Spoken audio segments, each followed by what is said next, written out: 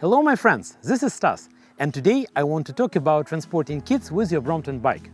And given that my solution of choice is Burley Honey Bee kids trailer, I will also share my thoughts about it as well. You'd probably ask, what's the big deal with bringing kids together with you on your Brompton bike? After all, with most of the other bikes, you just slap a child seat on top of the rear rack and call it a day, right? However, this option won't really work with Brompton for multiple reasons.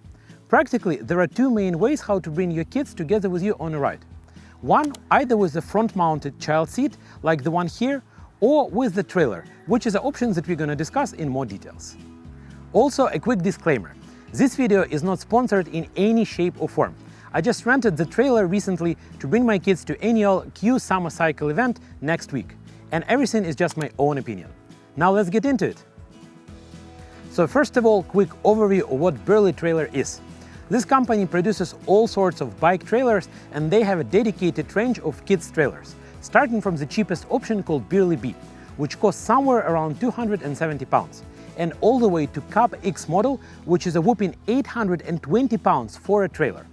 Honey Bee is the second cheapest option that costs somewhere around 380 pounds, and its main advantage is that you can use it both as a stroller and as a trailer mounted to your bike. The idea here is that you mount the trailer to the hitch located on the axle of your rear wheel and tow the trailer while you ride your bike. Please also keep in mind that Brompton officially doesn't recommend doing anything like this. And another important thing to mention, you'll need a new rear axle. The default one doesn't work, but more on that later. Also, there are a couple of companies out there where you can rent these trailers from, so you can give it a try if you consider using it, which is exactly what I'm doing. So what I really like about this trailer? First, it's quite well made and it looks rather sturdy.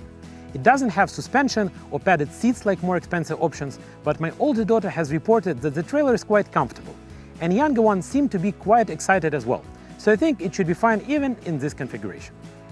Another great thing is that you can actually squeeze two kids into it, with each of the kids not being heavier than 18 kilos and not higher than 105 centimeters of height, not including the helmet.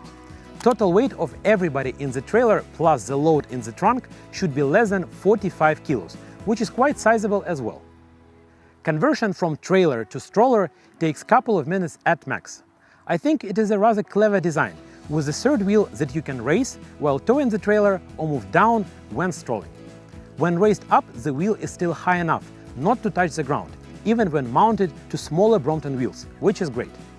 The trailer has surprisingly spacious cargo area, perfect for all sorts of toys, sports equipment, or other things you can grab with you on your journey, or if you decide to do some grocery shopping with your trailer.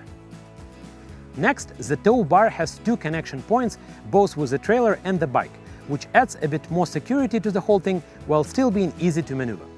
And lastly, there are a couple of nice small details, like small pockets inside for kids to put some small items, rollable rain cover and mesh to accommodate for ever-changing British weather, and the handlebars that you can move between stroller and trailer position. Now, on top of the positive things, here are a couple of downsides to keep in mind. Even though this trailer is smaller and lighter than most of the other alternatives out there, it's still quite bulky, especially the two kids option. So think where you would actually store it before buying. The weight is somewhere around 12 kilos, so more or less as heavy as a regular Brompton. You can also fold the trailer at your destination, and it packs up quite nicely, though it's still a sizable piece of equipment even when packed. Trailer changes your cycling dynamics quite a bit. Acceleration is harder, especially with older and heavier kids. Stopping distance is way longer, given the added weight. Going uphill is way more difficult, but when you go downhill, trailer actually pushes you quite a bit, so be careful. I'm quite happy with handling of the trailer on the road. The hitching and towing mechanism makes it quite mobile and easy to maneuver, but it takes a ride or two to get used to it. The bike with a trailer is almost a size of a car, so you should behave like a car. So no more filtering through the traffic, rapid acceleration on the traffic light, or any other nimble maneuvers that you most likely got used to as a cyclist, especially Brompton cyclist.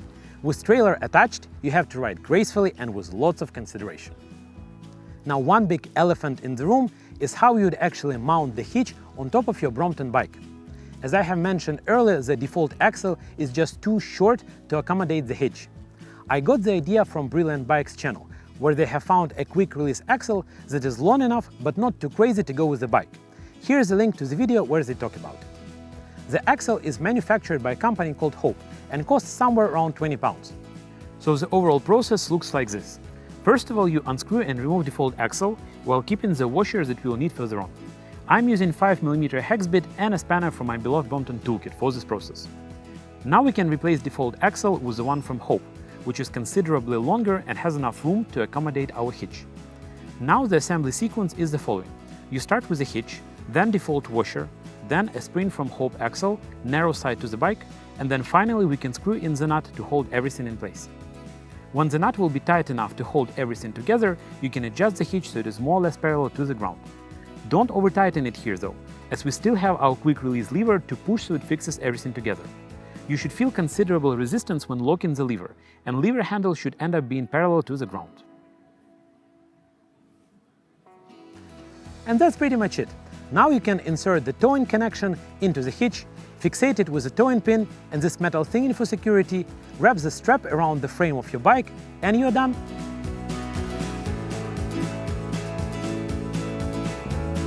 The quick-release axle from Hope doesn't interfere with folding process. The only point that you won't be able to rotate your pedals backwards fully while folded, which is a bit inconvenient but not a big deal. The end of the axle will stick outside of the wheel a little bit, so either be mindful about it not to tear something with it, or just cut the extra lengths with Dremel tool or something like that. Now let's take our trailer for the ride.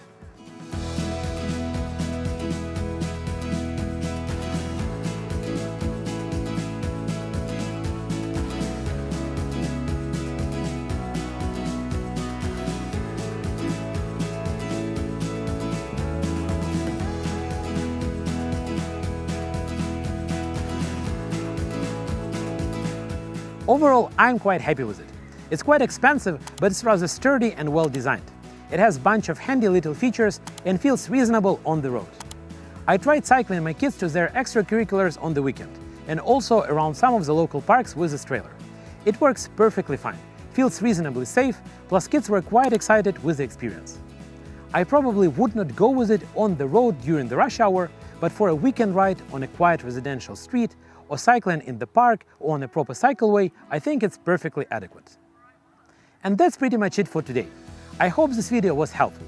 Please like and subscribe if you enjoyed. I wish you all the best with your family cycling adventures, and see you next time.